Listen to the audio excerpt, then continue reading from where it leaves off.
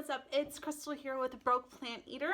I know you haven't seen my face in a really long time, but I haven't gotten any time alone since we've moved into this new house. It is Friday night. As you can see, it's basically pitch black outside, and I've had interruptions after interruptions. So we're gonna get through this intro super quickly. Anyway, so I just wanted to go over what a broke plant eater is and what it means to me. So a broke plant eater doesn't just mean me, it's basically a very large majority of our society. So a broke plant eater is somebody who is living a normal 9-to-5 kind of gig and has some stuff going on in their life and might not be as well off as others. I'm very, very blessed and I have what I need. And when I first went vegan, I got very discouraged because I fell into the trap of buying pre-made, prepackaged vegan food, which was very expensive to feed my family, that kind of stuff. I just wanted to sort of break the hype that being healthy, living healthy, having a vegan lifestyle, having a plant-based lifestyle doesn't have to be expensive. So I just want to share the love and share the little bit of knowledge that I have to anybody who is considering going vegan or just eating more plants or trying to incorporate more cooking at home and those types of things, because it is not as difficult as it seems at first. So that is what that means. If you don't like me doing intros, please leave comments below, because this really makes me nervous, and I don't know why, because I like having an outgoing personality, but this is like super nerve-wracking for me and I'm stuttering, and this is like my fourth take, and I'm just gonna go with this one because I don't really have time to do another one. But with that being said,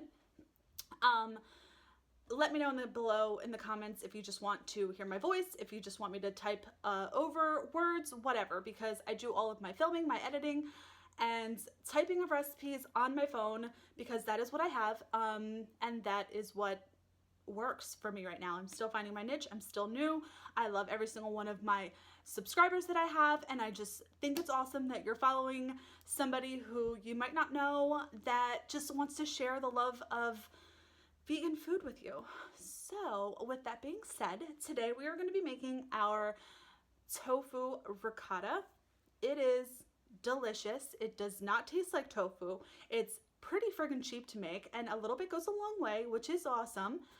One block of tofu can make like 10 lasagna rolls. It could make an entire tray of eggplant parm and have some left over. It can make baked ziti and have some left over. And with those leftovers, we love to make a white pizza with it, because it's just enough to have a few little clumps of ricotta like you would when you're getting that white pizza. But it's amazing. It's only like, I don't know, like 8 ingredients. And yes, I wrote this on my recipe card here. And it, I've used it like 1,000 times, so it's a little crinkly, but this is what we're gonna do. I'm gonna share this recipe with you, and I hope you enjoy it. If you totally make it, I'm on Instagram, so if you make any of my recipes, give me a shout out. At a broke plant eater, I made whatever it is that you're making, and it was awesome. So with that being said, let's get into the video. I was rambling.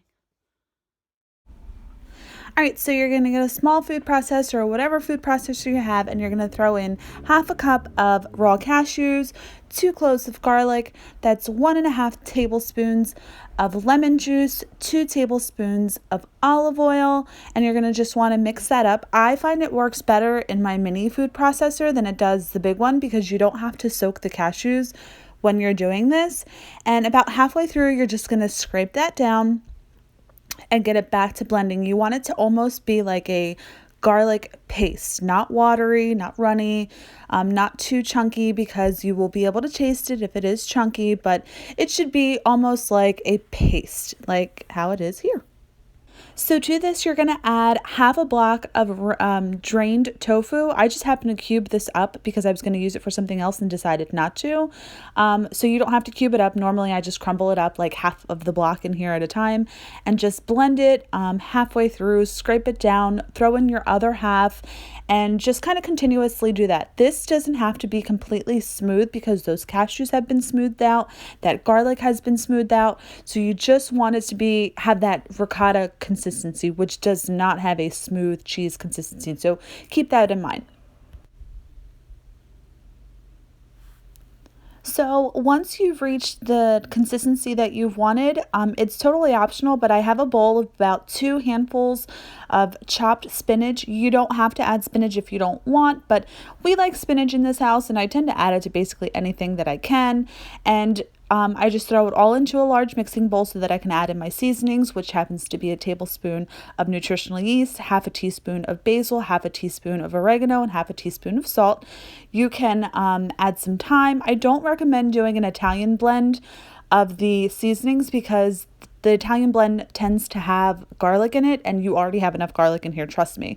So as you're stirring this around, just make sure that you fully incorporate the nutritional yeast. At some point, take a taste, and if it is enjoyable, set it aside. I usually put it into a jar if I'm not using it right away, and this stores into your fridge in a mason jar, in whatever kind of jar that you have, for about 5 days. So if you make this on a Sunday, you can totally make lasagna, on Thursday without having to make the ricotta that night as well. I happened to take this ricotta and made lasagna rolls. So here is a quick picture. This was just kind of like a food prep. We can eat this later on during the week. So that's it, you guys. I hope you enjoyed this recipe. I hope you enjoyed this video. If you did, please give me a like. If you're new here, please subscribe and hit that notification bell so that you will be notified every time a video goes up on Wednesday and Saturdays.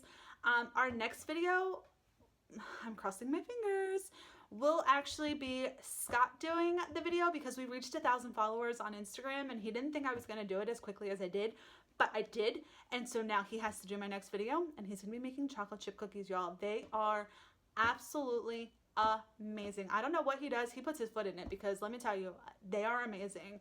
You're not going to want to miss it, so make sure you subscribe. Thank you so much for watching, and remember that you're a broke plant eater because you're a normal person, not because you're eating plants. Until next time.